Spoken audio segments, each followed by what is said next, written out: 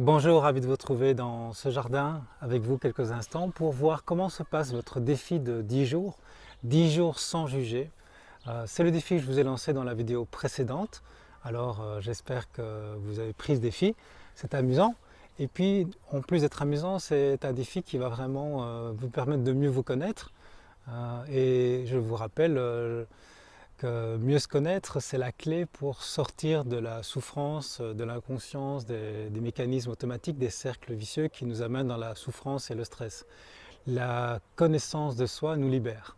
Et donc ce défi de 10 jours permet non seulement de s'amuser et de voir qu'on juge beaucoup et de voir que les jugements nous amènent des émotions, on en a parlé dans la première vidéo, mais également voir que c'est comment nous fonctionnons. Et nous pouvons constater, si vous avez déjà commencé ce défi, que nous sommes beaucoup dans notre mental, puisque les jugements, c'est du mental en fait.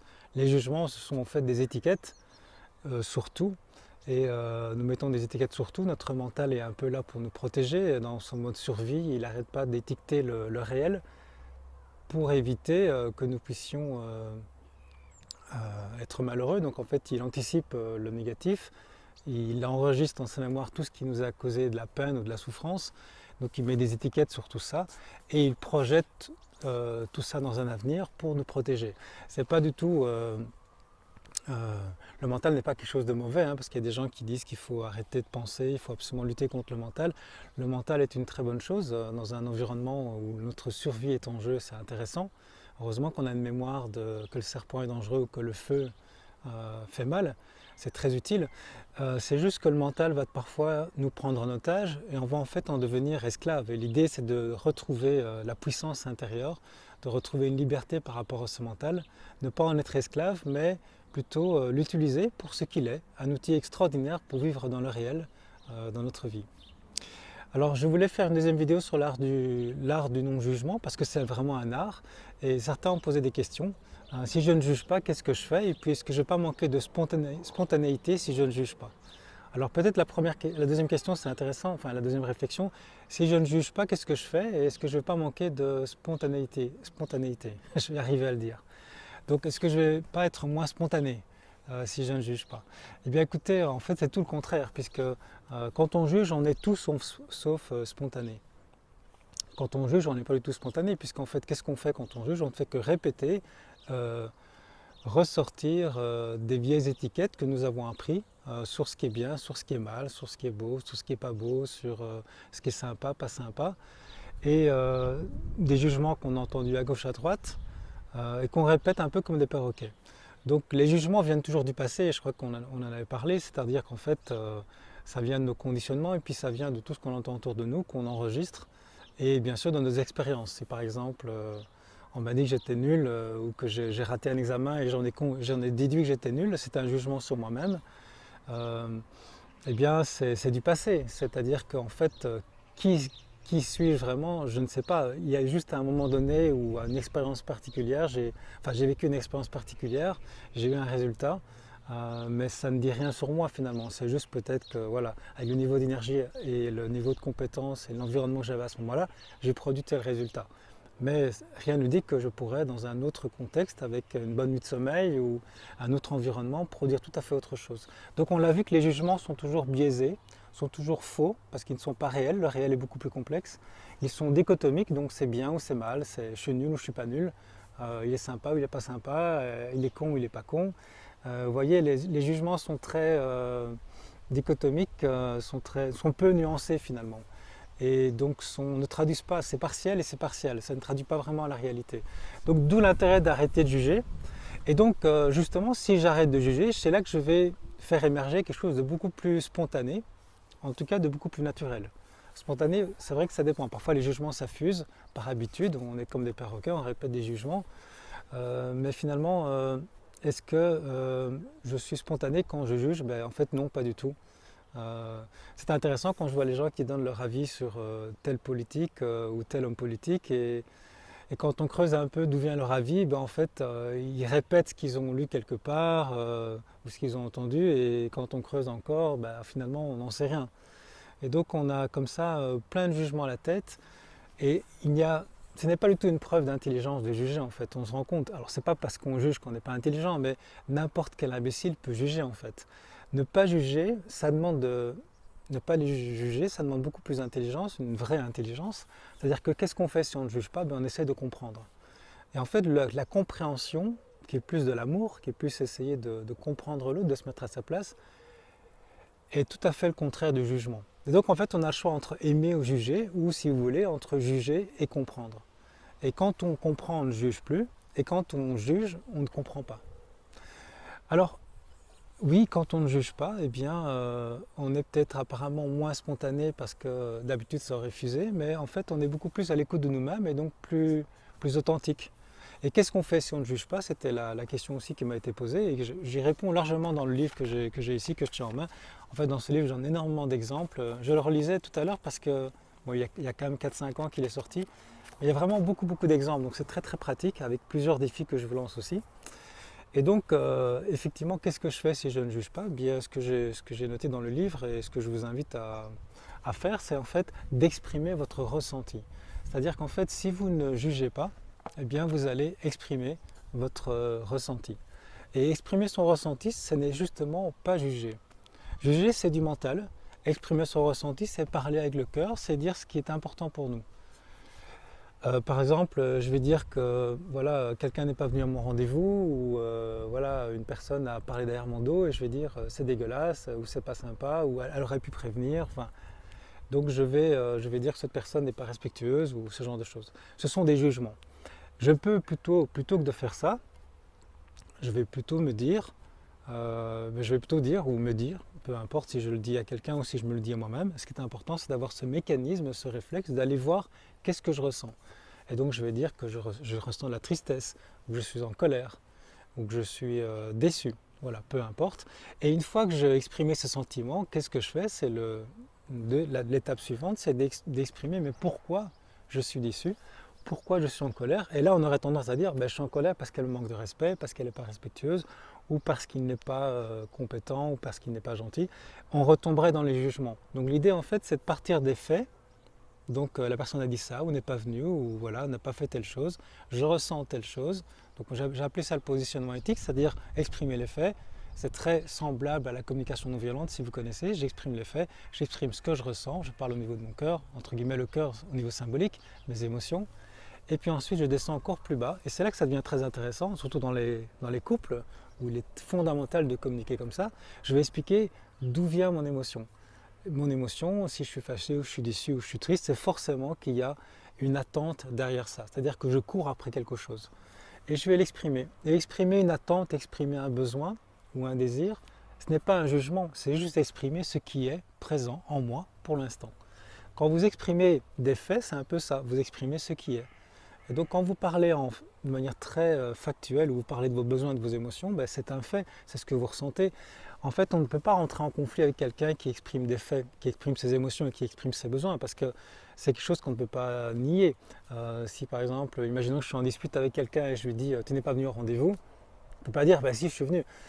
Il va dire oui je ne suis pas venu parce que telle et telle raison. Par contre si je lui avais dit tu n'es pas poli ou tu n'es pas respectueux, comment ça? Mais si je suis poli, voilà, on serait rentré en opposition. Tandis que je dis juste un fait, il ne va pas renier le fait, sauf si c'est de la mauvaise foi, ça peut arriver, mais là c'est un autre problème. Mais disons que oui je suis arrivé en retard, mais c'est parce que, ok, il va exprimer ce qu'il ressent et nous on va continuer. Et on n'est toujours pas en conflit quand on exprime ses sentiments. On va dire par exemple ben, je suis déçu. La personne ne peut pas nous dire c'est pas vrai, tu n'es pas déçu. Vous voyez, elle ne peut pas s'opposer à nous en fait. C'est une position de force quand vous parlez de ce qui est réel et pas de ce qui est mental. Donc de ce qui est réel, c'est des faits qui sont produits, que vous avez vus, constatés. De ce que vous ressentez, c'est ce que vous constatez. C'est quelque part un fait aussi, c'est une sensation que vous avez. La personne ne pourra jamais vous dire non, non, tu ne ressens pas ça. Si par exemple dans un couple vous dites je me sens plus aimé, c'est beaucoup plus fort que de dire tu ne m'aimes pas. Parce que si vous dites tu ne m'aimes pas, il peut dire mais si je t'aime, et alors là on est en opposition. Donc on peut toujours le contrer. Dès que vous jugez, c'est une information qu'on peut contrer. Enfin une information, c'est un élément qu'on peut contrer. Par contre un fait, c'est beaucoup plus difficile à contrer puisque c'est là, c'est devant nous. Et troisième point, je vais exprimer ce que alors je touche le ventre parce que c'est symbolique, hein, les faits que je vois, ce que je ressens et puis ce qui vient de mon intérieur profondément. Alors le ventre, les besoins en fait, nos attentes, nos désirs, ce qui est essentiel pour moi. Et si vous dites par exemple, pour moi ce qui est essentiel c'est qu'on se fasse confiance ou que je puisse me sentir aimé par toi ou que je puisse compter sur toi, la personne, évidemment, vous vous en doutez, ne pourra jamais dire « Ah ben non, c'est pas vrai, tu n'as pas besoin de compter sur moi, non, c'est pas vrai, tu n'as pas besoin de te sentir aimé. » Jamais les gens ne parlent comme ça. Par contre, si vous dites tu ne m'aimes pas ou tu n'en as rien à faire de moi ou personne ne m'aime, il va dire « Mais non, c'est pas vrai, je t'aime. » Il y aura toujours un conflit. Donc l'idée, c'est de parler de choses qui sont quelque part, comment expliquer ça, pas non négociables, mais comment expliquer, factuels, si vous voulez. Je cherche le mot en français. Voilà, on ne peut pas les contrer en fait. Ils sont factuels, ils sont évidents. Voilà, des choses évidentes. Donc voilà ce que vous pouvez faire plutôt que de juger, et c'est beaucoup plus intéressant, et ça met des nuances également. C'est beaucoup plus intéressant parce que quand vous dites à quelqu'un, vous entendez quelqu'un qui vous dit ouais, vraiment, c'est pas bien ce que tu fais ou tu es con.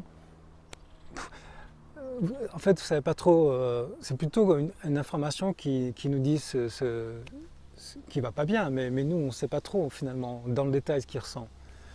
Par contre, s'il avait dit je suis triste, bah, ça aurait été beaucoup plus précis. Ah, tu es triste, mais je ne m'en rendais pas compte. Alors là, comme la personne parle de manière plus précise, on peut mieux communiquer avec elle. Et donc, si nous avons des jugements, les gens ne savent pas trop ce qu'on ressent. Vous voyez? Donc, c'est très important finalement de pouvoir être clair avec ce qu'on ressent. Alors évidemment, c'est plus difficile parce qu'on n'apprend pas ça à l'école du tout. À l'école, on apprend beaucoup le jugement. Hein, on se compare les uns les autres et puis on juge. Quoi qu'il commence à y avoir des cours, je pense, de communication non violente à l'école, c'est une bonne chose. C'est encore trop rare. Et donc c'est intéressant parce que je peux aussi mieux me connaître. Quand j'exprime ce que je ressens, ça demande un effort. Ça demande d'aller mettre les projecteurs à l'intérieur et de dire, tiens, mais il s'est passé ça, je sens que ça ne va pas. Au lieu de dire, c'est pas bien ce que tu as fait, je vais parler de moi. Plutôt que parler de l'autre, je vais parler de moi. Je vais dire, ben, je ressens un malaise. En fait, je ressens une peur. Non, en fait, je suis déçu. Et en fait, je suis en colère. Vous voyez, en fait, ça va être intéressant parce qu'on va pouvoir réfléchir sur nous et donc mieux nous connaître. Et après, le plus intéressant, c'est de dire pourquoi. Et je suis en colère parce que il y a ça, j'ai besoin de ça. Je suis triste parce que pour moi, ce qui est important, c'est ceci. Voilà, la confiance, la communication, le partage, enfin peu importe. Ou je suis mal à l'aise parce que pour moi, ce qui est important, c'est que tout le monde se sente bien ici. Je sais pas, quelqu'un aurait fait une remarque sur quelqu'un d'autre et vous dites, voilà, quand tu dis ça, je suis mal à l'aise. C'est beaucoup plus intéressant que de dire, écoute, t'es un peu cavalier dans ta façon de parler ou tu te prends de haut. Vous voyez, ça ne veut rien dire cette phrase. C'est une phrase qui... D'ailleurs, les jugements nous jugent en fait. Ça veut dire qu'en fait, si vous dites, oh, ces gens-là, ils sont cons, ça veut dire quoi? Ça veut dire qu'en fait, vous pensez que vous êtes très intelligent, vous pensez au-dessus des autres. Donc souvent, les jugements, c'est le signe de l'orgueil en fait. Et donc c'est pas très intéressant de juger, vous vous rendez compte. Et on mesure, je l'avais dit dans la vidéo, on mesure finalement la sagesse de quelqu'un à sa capacité à juger très peu. Bon, moi je juge aussi bien sûr, mais l'idée c'est après d'exprimer nos jugements en sentiments et en besoins. Et puis d'en rire et puis de les nuancer. On peut par exemple dire, voilà, je vais peut-être me tromper, pour l'instant c'est ce que je pense, j'ai l'impression que ce n'est pas correct ceci. Voilà. On peut, pourquoi pas, juger en rajoutant des nuances. Et c'est intéressant parce que là, on approfondit de nouveau le sujet et on va quand même arriver à parler de soi finalement. C'est pas correct parce que j'estime ceci et donc on commence à mieux se dévoiler et puis surtout à mieux comprendre pourquoi on n'est pas content.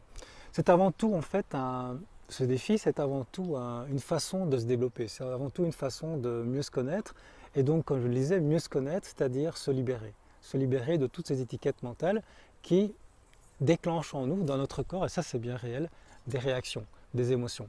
En fait, une émotion, ce n'est que du mental dans le corps, on l'a vu ça dans la première vidéo. Et donc, c'est intéressant de se libérer de toutes ces sensations parce que nous sommes un peu constamment en réaction, comme des chiens de Pavlov, parce que nous avons des pensées de jugement, ou des suppositions, ou des comparaisons, ou des regrets, ou des désirs.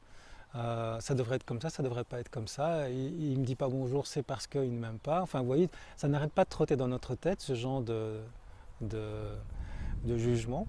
Et ça provoque en nous des tensions dans notre corps. Et donc, se libérer, c'est vraiment comprendre ce qui se passe en nous. Donc, je vous invite à aller plus dans cette démarche de vous amuser à ne pas juger, mais surtout aussi, c'est d'aller voir, mais qu'est-ce que je fais à la place? Et c'est intéressant parce que c'est une porte ouverte pour mieux se connaître. Alors je voudrais terminer cette vidéo avec une petite citation que j'ai remis dans le livre. Voilà.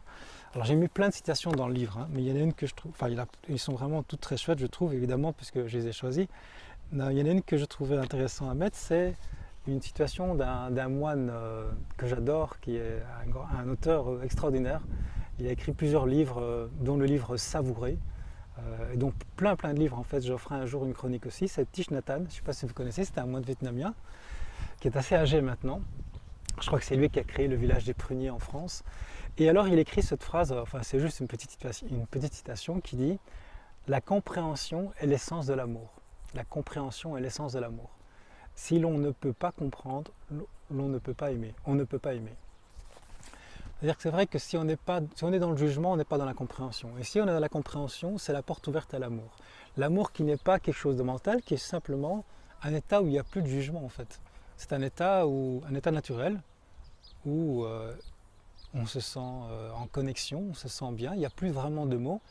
Alors on appelle ça amour, ça n'a rien à voir avec l'amour où je suis amoureux et je dis je t'aime, mais si tu vas ailleurs je t'aime plus, enfin ça n'a rien à voir avec ça, c'est un véritable amour, c'est un sentiment de connexion. Et justement, c'est sortir du jugement est une porte ouverte vers ce sentiment, car nous recherchons tous l'amour, nous recherchons tous à nous sentir en paix et en sérénité. Donc c'est ce que je vous invite à faire si vous continuez ce défi des 10 jours, c'est de rajouter en plus de ne pas juger, c'est de vous exprimer à d'autres ou à vous-même à l'intérieur de vous ou à l'écrire. Et c'est une porte ouverte vers l'amour, car quand il n'y a plus de jugement, les jugements s'arrêtent parce que vous faites autre chose, parce que vous êtes attentif à ce qui se passe en vous. Eh bien, c'est une porte ouverte pour ressentir cet amour. Voilà, donc je vous retrouve dans une prochaine vidéo avec les livres. Vous savez, je vous avais présenté 4 livres très intéressants que j'avais acheté mais que je n'avais pas eu le temps de lire. Et donc, le livre qui a été choisi par l'ensemble des personnes qui m'ont répondu, c'est le livre extraordinaire de Joe Dispenza, qui est une personne vraiment fabuleuse, vous allez voir, une vie incroyable. Et c'est un scientifique et il a écrit sur l'effet placebo. On va commencer par ça. On parlera du pouvoir de l'intention qui a eu pas mal de succès aussi. Il y a un autre livre sur la science de l'intention qui va venir après. Mais je vais d'abord vous faire un résumé de l'effet placebo. Car là, vous allez vraiment vous rendre compte du pouvoir incroyable qui réside en nous et de la puissance de ce mental. Ce mental qui peut être utilisé pour le meilleur. L'effet placebo le démontre au niveau médical, c'est incroyable, vous allez voir. Et également pour le pire, c'est l'effet nocebo qui est également connu au niveau médical. C'est une intention ou une pensée négative, une attente négative créer la maladie par exemple, l'effet nocebo. Et l'effet nocebo existe dans notre vie avec nos émotions, puisque nous avons du stress, nous avons des soucis, nous avons des peurs, des colères, et tout ça c'est une sorte d'effet nocebo quelque part. Et donc nous allons voir dans ce livre, je commencerai la chronique la prochaine vidéo, nous allons voir l'incroyable puissance de notre cerveau, l'incroyable puissance de notre mental, avec ce fameux effet placebo. Donc au plaisir de vous retrouver dans cette vidéo, et puis je vous souhaite un bel été. Être un rebelle sans se mettre à genoux, comme une étincelle dans ce monde de fous. Être un rebelle sans se mettre à genoux, comme une étincelle dans ce monde de fous.